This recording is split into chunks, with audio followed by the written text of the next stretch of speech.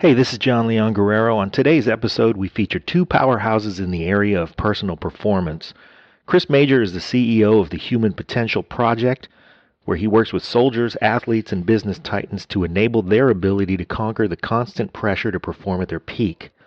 And he's turned the lessons they've learned into systemic solutions for large-scale transformational projects for companies like Microsoft, Intel, and many others. Dr. Tracy Gapin is a board-certified urologist and a fellow of the American College of Surgeons who applies his expertise in epigenetics to create individualized programs to enable top performers to function at optimal levels and maximize their physical and mental longevity. Dr. Gapin is the founder of Smart Men's Health, which is focused on optimizing male performance with personalized programs to help men with sexual health and testosterone levels with proper nutrition, fitness, lifestyle, and mindset. We're excited to have both of these thought leaders on subjects very important to us, and we hope to all of you, and to bring them together to discuss their work and how their missions coincide. Here they are, Chris Majer and Dr. Tracy Gapin. Lions Rock Productions. This is Jay Moore. This is Greg Proops. This is Jordan Harbinger. This is Dexter from The Offspring. This is Nathan This East. is Sebastian Younger. This is Rick Marotta. This is Stuart Copeland. This is Mick Gillette. This is Andy Summers. Hey, this is Skunk Baxter. This is Gabby Reese. This is Rob Bell. Hey, this is John Leon Guerrero. Hey, and this is Pete A. Turner. Hi, this is Chris Majer from the Human Potential Project. That's humanpotentialproject.com. And you are having the pleasure of listening to The Break It Down Show. And now, The Break It Down Show with John Leon Guerrero and Pete A. Turner.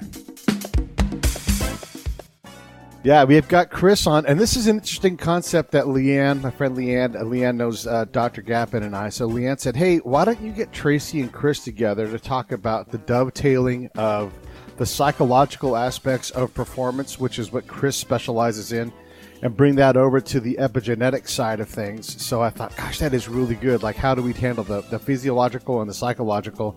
And, of course, most of you know that Dr. Gapin, Tracy Gapin, has been on the show before with our epigenetics expert, Attila Haidu. So it's good to have Tracy back on. Thank you very much for sitting in with me. And fellas, this is an interesting way to approach these problems. I guess, Chris, give us just a baseline on what you do and how you do it so we can go from there. Sure. Well, we work with athletes, elite military units, and most of our work these days is corporate executives. And what we're all about is how do we build the practices that enable consistent, and that's the key word there, consistent, high-level elite performance. And we've been doing our own work and research for 30 years. And we've come up with what we believe is a consistent methodology by which we can do that for both individuals and teams. And what I'm excited about on the show today is to learn what Tracy's been up to, because there's, as you noted, there's a very powerful intersection where the whole mind-body phenomenons come together, and the leading edge is the kind of work that he's been doing. We tend, as you noted earlier in your intro, work more on the psychological, somatic side, and I want to hear how these things are going to blend, because I think this is where the future is. Yeah, let's. So you guys are having your minds kind of start to blow apart here. At CD Majer, Majer, on Twitter, or you can go to chrismajer.com, thepowertotransform.net for his latest book, or you can go to eliteperformanceprogram.com. I will put all that stuff in the show notes, but Chris deals with high-end people, as he said. And then also, Dr. Gapin is at Dr. Tracy Gapin on Facebook. You can get him on LinkedIn at Tracy Gapin, and you can go to his website, smartmenshealth.com, and there's a lot of stuff there. He wants you to get your edge back. And again, listen to the episode with him and Attila to get a lot on epigenetics. Can you just, Tracy, can you give us just a very short primer on 30 seconds on what epigenetics is, so people can pick up the ball and run with us? Yeah, sure. So epigenetics is really just the science of lifestyle. And what that means is that there's actually a science behind how we live affects our genetic expression. And so we can look at our nutrition, we can look at our stress levels, our sleep, we can look at how we actually move, we can look at our athletic performance, we can look at our hormones and our detox capacity. And all these aspects of our health, we now have science behind the fact that those influence our performance, our genetic expression, and ultimately how we live and how we can be at our best and live long and healthy. Chris, when you hear that expression, and I know as a spy that goes in the field, I'm not thinking about the genetic expression of who I am and augmenting and detuning the things that don't accentuate. And I'm just speaking in general terms here. I'm smoking cigarettes. I'm putting in a dip. I'm living off of energy drinks. I'm eating highly preserved foods. I'm putting things into my body that are simply fuel, and it's not dragster fuel. You've dealt with guys like me before. What is that, when you hear him talking about this capability, what does that bring out for you? Well, it brings out a lot. And then when I hear you talking about what you're doing, that brings out a whole lot of something completely different. So when I listen to him, I go, oh, this is fascinating, because, as I said earlier, we're now exploring the intersection in a not just a amateurish or kind of anecdotal way, the intersection of mind and body, but we've got science. And science is taking us really far deeper than where we've ever been able to go before. So, for example, when we work with athletes or elite performers of any kind, it doesn't really matter, and I do coaching, there's really, 5 things that we're always coaching on, and that's the methodology. And the number one thing is what we refer to as the mood. So the mood is your predisposition for action. And the easiest way to think about it is, the proverbial, is the glass half empty or is the glass half full? It depends on your mood. If you're in a mood of resignation, the glass looks half empty. If you're in a mood of ambition, it's half full. Well, what we now come to understand is that people's biochemistry, their brain chemistry, then some of which is, as he will tell you, genetically driven, helps shape and determine the mood that people live in and literally what their realities are like. And then to what you said, bless you one and all, but if you continue to eat and smoke and eat that kind of crap, that's going to have a deleterious effect on your brain and biochemistry, and eventually going to degrade your mood and your physiological capabilities. And that's pretty much the antithesis of elite performance. Tracy. Yeah, great stuff. This is great. I love this. I love what Chris just said. So there's something there. I'm big into tech, and with all my clients, my coaching clients, I really utilize a lot of health technology to maximize performance and to track and manage biometrics to help achieve that. And along with what Chris was just saying, your mood, your mental aspect of performance is so critical. And there's something called HRV, which I think really comes into play here, and that's heart rate variability. And what that is that's where your heart and your mind are actually connected. They're connected as one. And there's actually a neural connection between your heart beat and the variability of your heart rate and your actual mental function, your mental performance, and your whole body performance. And so we could track HRV. It's simply a biometric that there are multiple wearable devices that you can use to track that. And we can use as a tool to help us optimize our performance by reaching maximum recovery, by helping our what's called our parasympathetic nervous system, which is the part of our body that helps us relax and rest and digest, so to speak, so that our muscles can recover and our hormones can stabilize and our insulin sensitivity can improve and our immune function can improve. And that's all connected to what Chris is talking about with mental performance and mindset. So, okay, the guy that's on the side of a mountain trying to eat better things so he doesn't have that deleterious effect on his psychological makeup, there must be also a benefit to eating better things. But also, because you deal in the hyper-specific medicine, Dr. Gapin, how do I, so let's say I'm going to go to deploy. I'm going to go live on the side of a hill somewhere, and I'm trying to account for that and prepare to bring the best things possible. How does one go about that? Great question. So I personalize my approach to every man or woman, but I mostly deal with men. And what I mean by that is it depends on your genetics. It depends on your labs. It depends on your hormones. It depends on your personal blueprint. And so You asked specifically about nutrition. I would look at your nutrition genetics, and that would help us manage hunger and satiety, and manage insulin resistance, and manage your macronutrient ratio based on your genetics, and manage your supplementation needs based on the genetics as well. And so it's a personalized, individualized question that, people are always looking for the perfect diet, and there is no perfect diet. There's no absolute perfect thing that everyone should be eating. And I think that's the key, is that there's no one simple answer to that question. But at the elite level, when I'm asking a lot of my body, and honestly, 36-hour days are very common. 20-hour days are the norm. So does that change how I manage my epigenetic base? Well, I think the foundation of our health, and you bring up a great point, Pete, that is so common in all the men I see, and that is poor sleep. And taking care of your body means resting appropriately as well. And so sleep is so critical, and managing stress is so critical. And so one of the things that I focus on with men especially is their sleep patterns. And, the wearable technology is one way that we can really achieve that as well. But if you're working 20 hours a day, then you're not taking good care of your body, and there's no way you're going to be at optimal levels when you're doing that. Chris, when you hear about Dr. Gapin's work in hyper-specialized things, you also know elite athletes, and these guys are highly regimented in what they eat. They have access to chefs and meal plans that are world-class, except for they're not necessarily based in epigenetic science. So as someone is trying to find an edge, which all those guys are, is this something that you can bring to the table to them? I mean, is this, and does this translate to someone who's a mid-level manager with a lot of inertia behind their career and they're headed up? Well, those are two different questions, but let's take the easy one first. Your world-class and elite-level athletes, the answer would be absolutely yes. This would be something they would, and to some extent, I would imagine probably already are interested in, for the very reason you said. They're looking for that little bit of an edge, because at that level, all we're talking about between winning and also-ran is, hundreds of seconds and, inches, not a half a mile.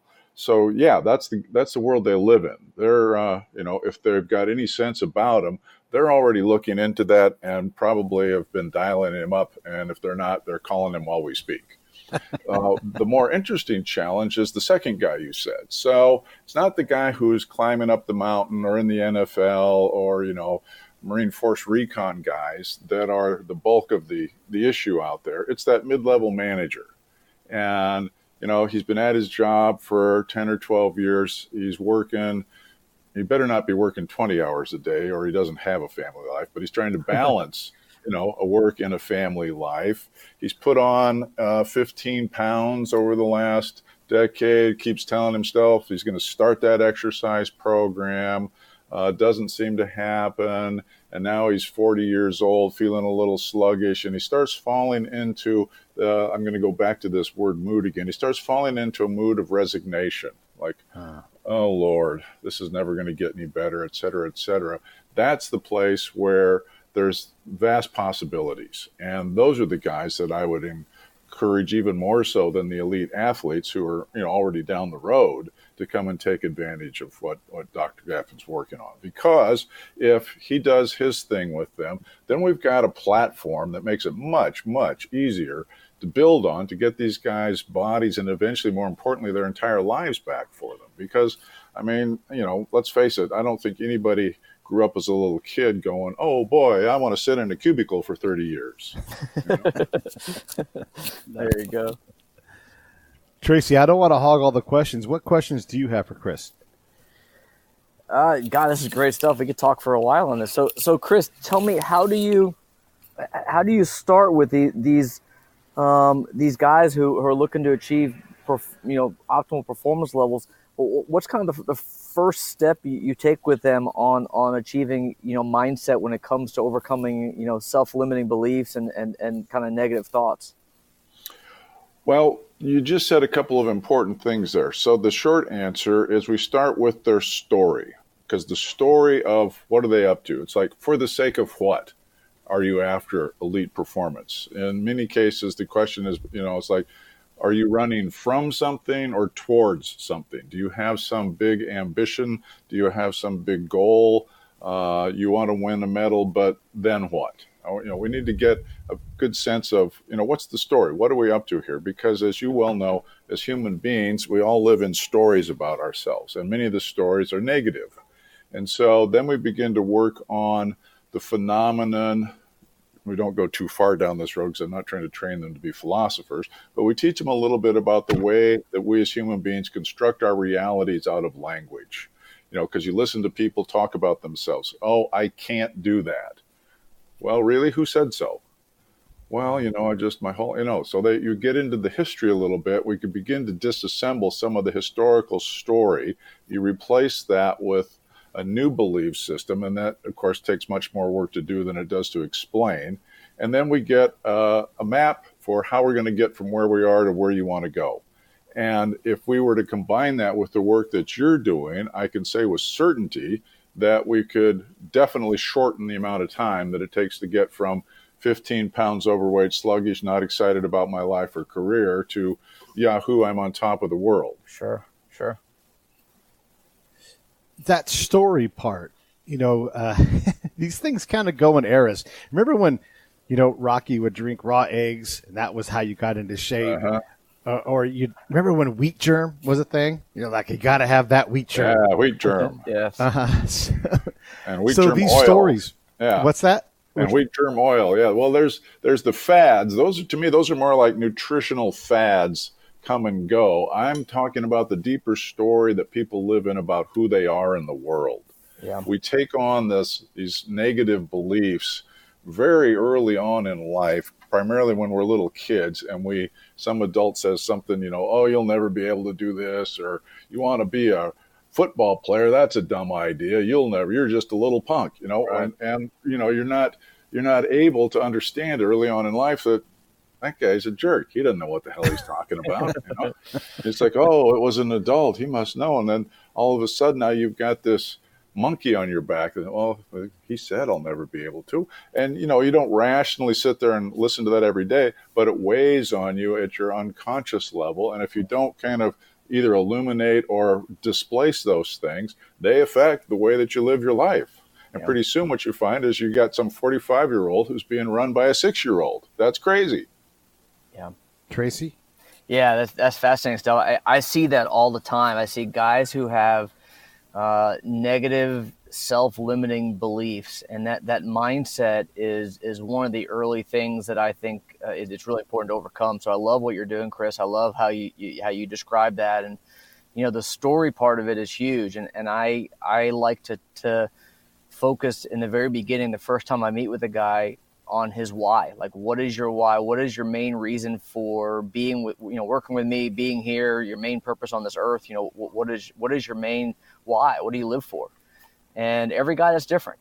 Some guys, like you said, they're training for a certain, certain activity, or they're trying to lose 20 pounds, or they want to get off their diabetes medications, or they want to have sex with their wife, or they just want to actually feel like a man again. And, every guy's different. And I think their story, like you said, is so critical. So I love that. Yeah, that's great. I like what he's saying there, and at the risk of kind of treading into some delicate territory here, I think it's important for men to be willing to, take time out and have these conversations, at least with themselves, because as you don't need me to tell you, the whole notion of masculinity is seemingly under fire here from every quarter these days. And I think it's not at all inappropriate for us all to step back and go, well, what is it to be a man in this world? It isn't about, trying to be women and feel everything the same way they do, but it isn't about being, these kind of ridiculous macho jerks either. So where is it that we show up and face up and stand up in the world? And whatever it isn't about being 30 pounds overweight, self-inflicted diabetes, etc. We may not be clear about what it is, but we're really damn clear about what it isn't. Yeah, I agree. Yeah. There's this social evolution or battle that's going on right now about masculinity and what is it, and this term toxic masculinity is gaining traction, and I think it's a slippery slope, and we have to remember that there is a distinct difference between men and women, and that comes to not only physiology, but psychology as well, and mindset. And I see so many guys who are feeling emasculated and like they're not a man anymore. And a lot of that's hormones, a lot of it's nutrition, a lot of it's mindset. And so I think, a systems-based approach where we can deal with every aspect of it. What Chris is dealing with, the mindset part of it, but also the nutrition part of it, and the detox, and eliminating endocrine disruptors, which are crushing testosterone, and sleep, as you mentioned, Pete, and stress levels and hormones, and they all interplay together. So it's fascinating. Mm-hmm. Endocrine disruptors. Please continue to expand on that. Sure. So endocrine disruptors, or estrogenics, are toxins or compounds in our environment that are that's crushing our testosterone levels. And so there's a great book out there called Estrogeneration, which I would highly recommend. I think it was written by Jay Anthony. Endocrine disruptors are found in our drinking water. They're found in plastics like BPA, and phthalates are found in our cosmetics, our sunscreens, our shampoos, our laundry detergents. It's found in the herbicides and pesticides that's sprayed on the crops of the foods that we eat.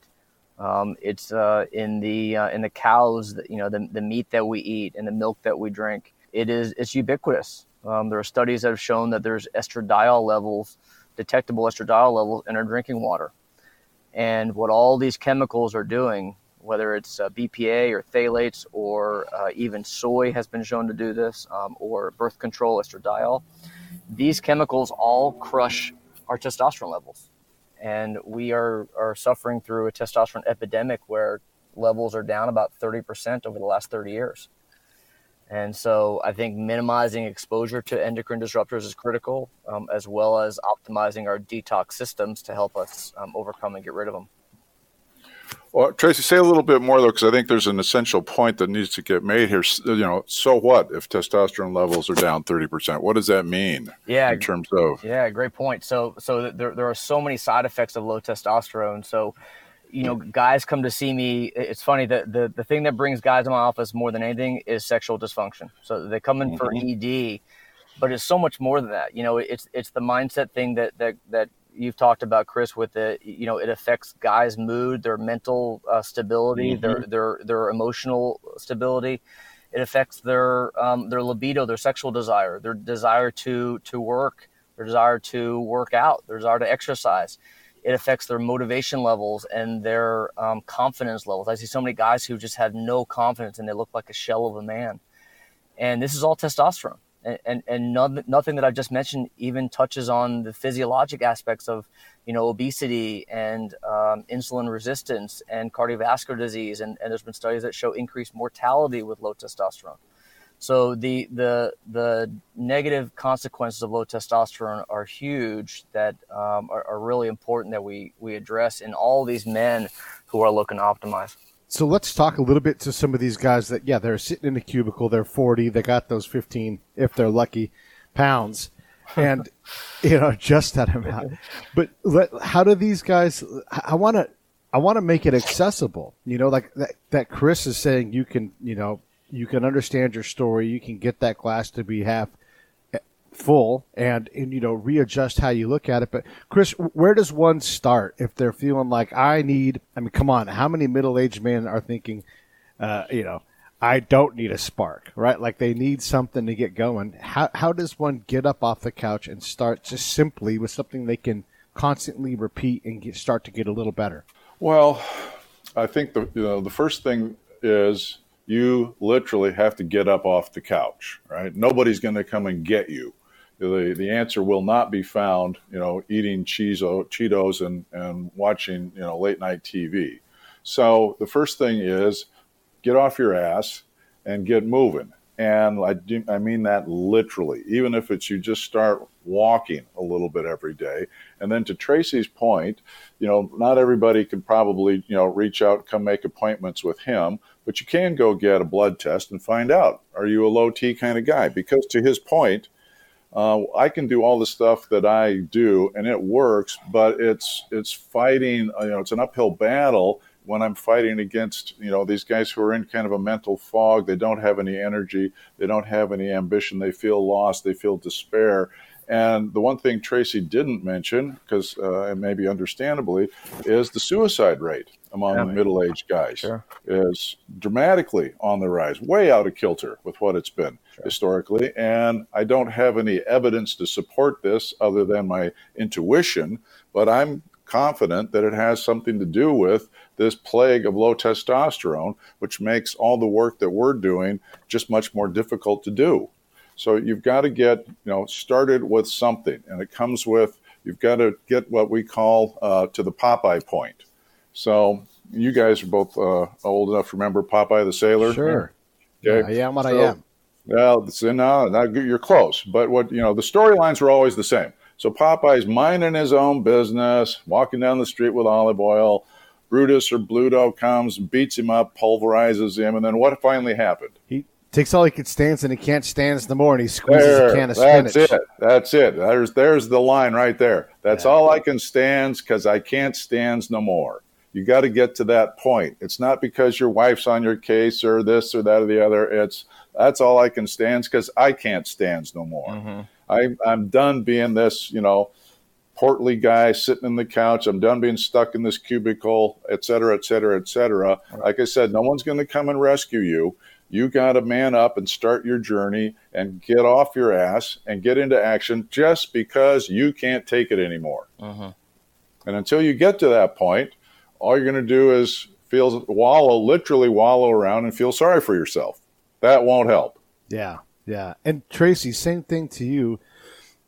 Obviously you have your consultation that people can do with you, but what if they can't get to Florida where you are? How does one get up off the couch and squeeze that spinach can? I think it goes back to what Chris is talking about with their story and their why, and what is the motivation behind doing something. Guys don't come to see me. They don't call me because they want a testosterone level of 800, or they want a hemoglobin A1C of 4, or they want to weigh 170 pounds. It's not that. It's there's something missing that they want. There is some pain point that they want to overcome. And for most guys, I see it's sex. Most guys that end up coming to me, it's because they want to have better sex with their wife, or they want more confidence, and they've reached the point where they're willing to do something about it. And so it's a little bit of a catch-22 where they've lost motivation, they've lost will, they've lost direction, but they know they want it. And so again, it's taking that first step, and then once you start to make a few little changes, then that becomes bigger changes, and that's where you start to really see some huge impact. And let me add one more thing to that, because this is where I think as guys, since we're now on this topic, we tend to let ourselves down. Is we live in this story that we're tough, manly men, and we'll get this all figured out and take care of it on our own. And that's why most guys fail at this stuff. Women are different about this. They'll get together, they'll get groups going, they'll do whatever.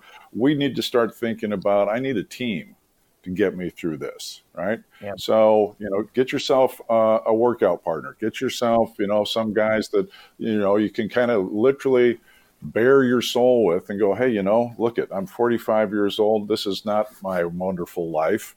I want to get myself on a different track. Who's with me? Mm-hmm. Right. And then you've got a support system, because that's essential to all this stuff. I coach entrepreneurs a lot, and say, look, nobody ever made a giant, wonderful, successful company by themselves. That's a complete myth, right? They did it by having a great team around them. And the same thing is true here. You need a team to support you, and it's not going to be the end of the world if you just go out and ask people for some help. Yeah. People want to help. They want to be involved. And what you'll find immediately, particularly with guys, is they're like, oh, thank God somebody finally said something. Yeah, I'm with you. Let's go do it. Yeah, in a tactical setting, you've got 3 basic responses: fight, flight, or freeze. And it seems like in our middle age, we start freezing a lot more because we're just overwhelmed by what's out there instead of taking some kind of action. As we look at these 2 things, right, the psychological and the physiological, we know that they intersect. But which one, and maybe this isn't the right way to look at this, but which one is the cart and which one is the horse? How do you rank order these things so you can get an actual running start at this and get going? My take is I don't think you can.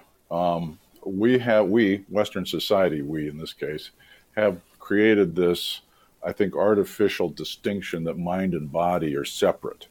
Okay. And they're not, and that, moods and emotions and that sort of stuff are psychological things, and nutrition and epigenetics are physiological things. And it isn't that way, right? We are, as a human being, a unity of mind and body. And we tend to think in the West that the body is just a transport vehicle for the mind. And again, it's not that way. So there's this inextricable connection between the way that my mood is going on a particular day and what I've been eating for the last few days, and what my genetic predisposition is in certain areas, and what my nutritional and biochemistry makeup is on for the next little while.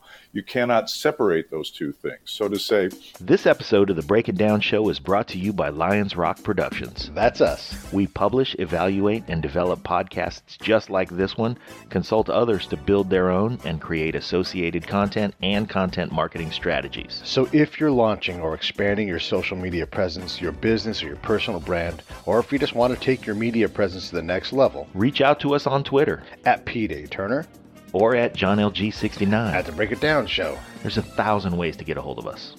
Now enjoy the show. You cannot separate those two things. So to say, where do we start? You start, with everything all at the same time, because that's the only way it works. Yeah, I 100% agree. It's a systems-based approach that I like to emphasize, and I think what Chris said really hits the nail on the head, that they're all intertwined. And your body and your mind and your heart and your physiology and your nutrition and your sleep and your hormones, it all intersects. And to think that one is more important than the other, I think is a disservice, is not accurate. And I think you have to really focus on everything. So I love what Chris said. Tracy, what state of mind do these guys come in? You said that they're not trying to get to certain physiological benchmarks. They're not trying to get to 170 and everything. But describe who this person is that comes in. It's like, I just got to get better. Give me an idea of who they are, what problems are they encountering, so we can all kind of understand. I mean, a lot of us are looking in the mirror. We want to see if what we're looking at is the guy you're sitting across from your couch. Right, and that's a great question. It's funny how these guys all have the same relative kind of picture. They're middle-aged guys, so between, I'd say, 40 and 60 or so, and they've all been fairly successful in life. They have a well-developed business, and they're married, and they have some kids who are maybe in middle school or high school or on their way to college, and their life looks good on the outside, but on the inside they're dying, and there's something not right. They're tired all the time. They can't focus at work. Their mental acuity is not what it used to be. They just feel off. They feel like they've lost their edge. Their sex life has diminished, where they're not having sex nearly as much as they used to, and they almost don't even have the drive to. They don't desire it as much as they used to, and they don't really know why. Can't work out as much as he did before. How much of that is low T, and how much of that is life? It all, it's all of it. I tell you what, we all have busy lives. We don't all work 20 hours a day like you do, but we all have busy lives, and we're all, consumed and busy in whatever our professional lives are, and then trying to balance that with our personal lives. But there comes a point where you have to really put a priority on your health. And when we get to this age, I am my own avatar in a way, in that when we get to this age, our bodies just don't react like they used to. We don't recover like we used to after we exercise or train. We can't eat the same junk that we used to eat when we were younger. And you can't get by with sleepless nights, or with, going on 2 hours of sleep like you could when you were younger. And all those aspects of your health, they build up. And, focusing on the mindset of it is huge as well, where a lot of these guys, they have negative beliefs like Chris has talked about, and that overcomes them taking any action as well. And so it's a real problem. And a lot of guys, especially in their 50s, are going through this same sort of picture where it takes an overhaul. It takes, helping them get their edge back, I like to say, by focusing on every aspect of their health. And that's, nutrition, sleep, stress, mindset, movement, detox, hormones. Did you say dress? We need to address. Oh, a dress. Okay. Yeah, and he didn't mean they were wearing a dress. No, but I thought he meant like how their appearance external or something. Yeah. We need to get them dressed up properly. That's right. Well, it does manifest that way. Right. One of the things that we look at, and first of all, what he said, is the notion today, because a guy who's 50, 25 years ago didn't have all of the technology and all the stuff that's now out there today. And so one of the things that we work on, and again, you find Tracy and I right exactly in agreement here, is the story of why. What are you up to? What are the things that are most important? And then you got to go farther with that. And I say, everybody talks about, well, I'm too busy. And I'm like, well, you're too busy doing what? So let's stop and look at what are the 3 to 5 biggest commitments in your life. And, people will almost invariably say family first, and then whatever it is they say. And I said, okay, so here's these 3 or 5 things. Now, let's take a look at your calendar for the last 2 weeks, and let's match what you've been doing versus what you say are the biggest commitments in your life. And invariably what you'll find is you're spending a whole lot of time doing stuff that's not on your commitment list. So the diagnosis there is people tend to get what I call over-involved and under-committed. So I'm involved in all sorts of stuff, so my attention and time and energy is scattered, but the things that I say I'm really committed to aren't getting the priorities that they need, and thus, not surprisingly, my commitments don't ever get realized. And that's an important step for people, as let's take some of the clutter out of here, separate signal from noise, and let's see what is it that's really important to you. Like, no kidding, what's important to you. And the way we find out is, what are you spending your time on? As I tell people, they say, oh, I'm committed to this and I'm committed to that. And I say, no, you're not. They go, well, no, I am. I said, no, you're committed to talking about it. You're not committed to doing it. Because if you were committed to doing it, you'd be doing it, right? So if you want to know what it is you're committed to, look around. What you have produced is exactly what you're committed to. Most people are committed to looking good, being right, and playing it safe. Right? That's not how you get to be an elite performer at anything. Gotcha. Yeah. No, that makes a lot of sense. One of the things, too, 25 years ago, if you were 50, you likely drank too much. For sure, almost, half of them smoked too much. We're surviving longer and healthier into our 50s. I mean, I read a lot about history, and it's like people would die from heart attack and cancer at a rate that exponentially exceeds what's possible today. Are we getting better at being older fast enough? Is this part of the thing, is that we just haven't mapped this out as a society? Well, I would say yes. We haven't mapped it out. Okay. It's not just that we're getting older at 50. We've got people living well into their 90s. Yeah, right. And the notion that, as a guy, in the old days, you retired at 65 and the vast majority were dead within the next 5 years. Right, yes. That's what Social Security was all based on. Well, not working that way anymore. Improvements of healthcare, medical attention, and so forth. You got people living well into their 90s. And the challenge, and I think for all of us as guys, is, there's no stopping getting old. I don't care about getting old. It's getting decrepit that we want to try and avoid. So There's no point in having somebody wheel you around in a chair for 10 years, while you're drooling down the side of your face. That's not living. Right. So how do we get and make ourselves vital for that? So it's not just living longer that we need to be figuring out how to do, but part of what makes men's lives is we need to be up to something. We need to be able to be productive, to be acknowledged for what we're producing. And if you're kind of put out to pasture, if you will, at 65, let's face it, there's only so much golf and fishing a guy can do and maintain his sanity. Yeah, ditto.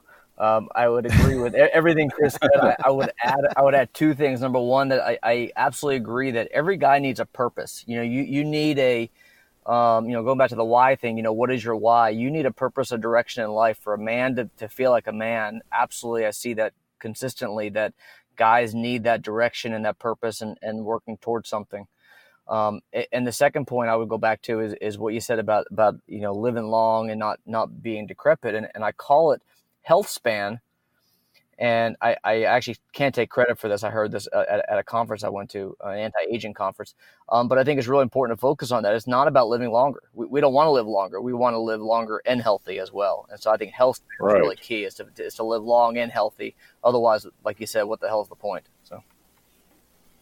Yeah, what the hell's the point, right? I don't want to live to 90 if I'm, not able to actually live while I'm doing it. You guys agree on everything. So I know it's been an engaging debate, except for one little detail. I agree. What do you guys? Yeah. Where is the disagreement, though? I mean, obviously, okay, we want to live better. We want to have a purpose. We need to take care of our body in an epigenetic fashion and use these systems. But where are we disagreeing? Where do you guys think there might be some healthy debate? Well, let me get this straight. We agree that we want to live longer, live better, take care of our bodies, take care of our minds, and you want us to argue about that? Oh, that's great. Boy, what is this, Fox News or something here? Yeah. What's going on? Wait, hang on. Donald Trump. Yeah.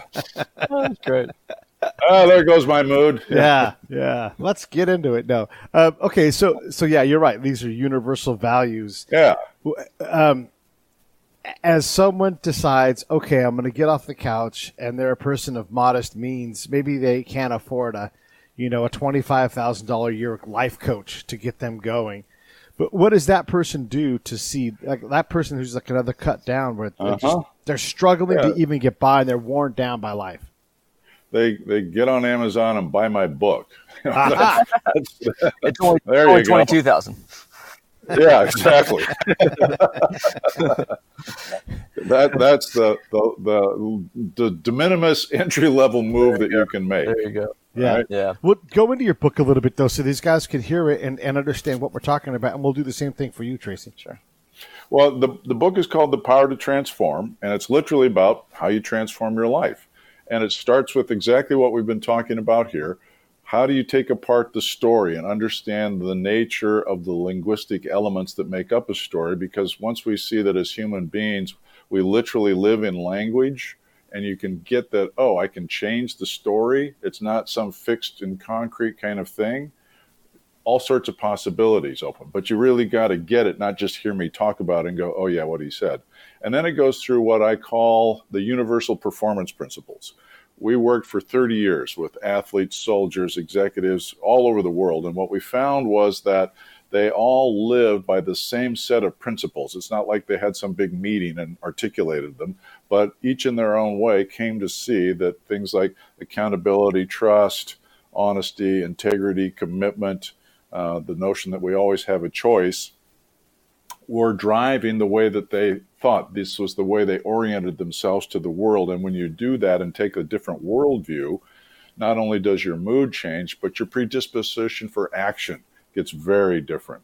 And then at the last part of the book is all about, and as Tracy said before, it's the who are you? It's what we call being a stand in the world. What do you stand for? And it takes you through the process of articulating that, because most guys, frankly, never really sat down and thought about it.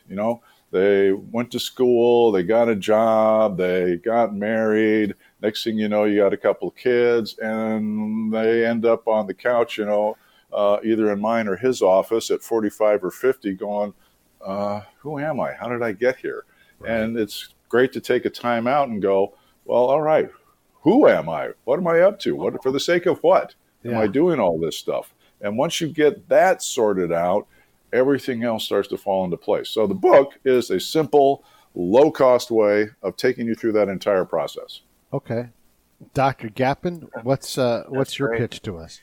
Yeah, so I'm actually working on a book that will be hopefully coming out later this year, and a lot of it focuses on what I call the Edge Blueprint. And my program that I offer to men is the Edge Blueprint, how to get your edge back. And what I focus on is a combination of traditional allopathic, regular medical practice, which involves labs and prescription medications where needed. But along with that, I employ epigenetics, and that includes creating a personalized genetic blueprint, looking at someone's genetics and using that information, leveraging those results to help create a personalized, tailored plan to ultimately to what they're trying to achieve. I also use a lot of technology. So I'm a huge believer in using technology to track and manage our biometrics. And that allows us to be even more precise at what we're trying to achieve. And so I look at things like your sleep. I look at your HRV, or heart rate variability, we talked about briefly before. Look at activity level, look at your heart rate, look at all kinds of things related to stress and how we can help mitigate your stress or at least help you become more resilient to stress. And I put all that together and I create a personalized plan for guys that looks at what I consider really the 6 major aspects of health. And that is your nutrition, your sleep, your stress levels, your hormones, your detox, and your movement. And I would add mindset as a key focus to the entire thing as well. So putting all that together, I call it the Edge Blueprint. Yeah, we've had, so one of the guys that co-hosts with me a lot is a guy named Pete Koch. And you guys have likely seen him before. He's an actor. He also was a football player, but he was the Swede in Heartbreak Ridge. And he's just this massive defensive end of a man, but he's never for even 2 seconds been out of shape in his whole life. And he's this really motivating guy, and he talks, about the physicality portion of it and how most of us are under-exercised, and you want to say, I have no time for exercise, but his buddy, Dr. Huizenga, who works on The Biggest Loser, he says, my 90 minutes of exercise makes me more productive the rest of the day than I would be without it. And it's just those kind of things where you realize, those 90 minutes, they're going to pay off later on, not only today, when I'm still, being more performance-based, but 10 years from now when I can still do this stuff. It's because it turns out this stuff doesn't get easier as you get older. My brain only works, so good if I've beat up on it for the last 45, 50 years, It's interesting. I see a lot of guys in their 90s in my medical practice, and the universal theme, the universal pattern that I see is exercise. And you're not going to live long and healthy if you're not exercising. It's just a matter of fact. Doesn't matter what you supplement with, doesn't matter what you eat. If you're not exercising, forget it. Really?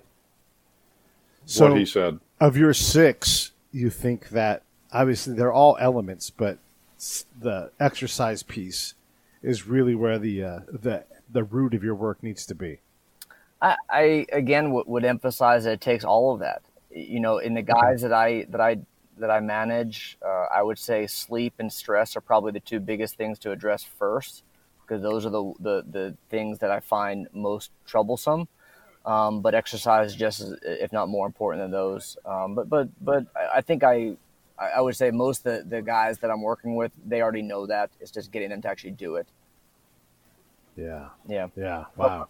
So let me dovetail on that. So because once again we find ourselves in violent agreement here. So I get these guys and they live in this story of, well, I can't. I'm too busy. I can't exercise. And I said, and to be blunt about it, my first response is very simple: bullshit. Yeah. Right. Yeah. It's not that you can't. You choose not to. And so we're not going to let you live in some story like there's some big force out there in the universe that's preventing you from working out. Right. That's not the case, right? Yeah. You're making different choices. And so let's own the fact that your priority is sitting on the couch, watching whatever, instead of taking care of your body, which is the ultimate way that you're going to take care of your future. Mm-hmm. And to his point, that's why I said literally, when you ask me what's the first step, it's get off your ass and get into motion, right? Because when people live in this mood of resignation is the space of no possibilities. There's nothing moving. So you literally need to get up and get moving. Put one foot in front of the other. And what that does, even incrementally at that level, is it starts to, as he has said, change your brain chemistry, right? You're setting off all sorts of biochemical reactions as a result of simply the physiological act of moving. And if it's just as simple as walking around the block, walking, whatever it is, get it going. It's got to start with exercise, because that's the key to everything. And then at the same time, people come to me and they say, well, what's the most important thing? What's my most useful tool when I'm wanting to lose weight for working out? And I said, it's easy. It's the fork. Put it down. There you go. Yeah. Listen, you guys, this is awesome. You covered a lot of ground. I don't want people to, I think we've covered what we need to cover with this so they understand. Get up, get moving, get onto the website and go talk to Dr. Gapin. He'll give you a consultation at smartmenshealth.com. Hit him on LinkedIn at Tracy Gapin, or on Facebook at Dr. Tracy Gapin, Dr. Tracy Gapin. Also, listen to his earlier episode that he did with Attila and I, because they talk about epigenetics, which is already fascinating. Like what we're learning about how we get to care for ourselves, and hyper-specific, like Attila's working on curing your specific brand of your cancer. And it's incredible what's happening there. And then, of course, Chris's stuff is at CD Majer, Majer, on Twitter. His website is chrismajer.com. thepower2transform.net is the latest book. And eliteperformanceprogram.com. This is where you get these guys. You hear them talking about things, and if you need help, these guys know how to do it. They know how to help you, and I'll see if I can get them to come back on and partner and have some more conversations, because it seems awfully simple, fellas. Get off the couch, quit watching America's Top Model, and go for a walk, go for a swim. That's right. Go for a walk, go for a swim, and then date America's Top Model. There you go. All right, thank you, fellas. All right, thank you. Pete.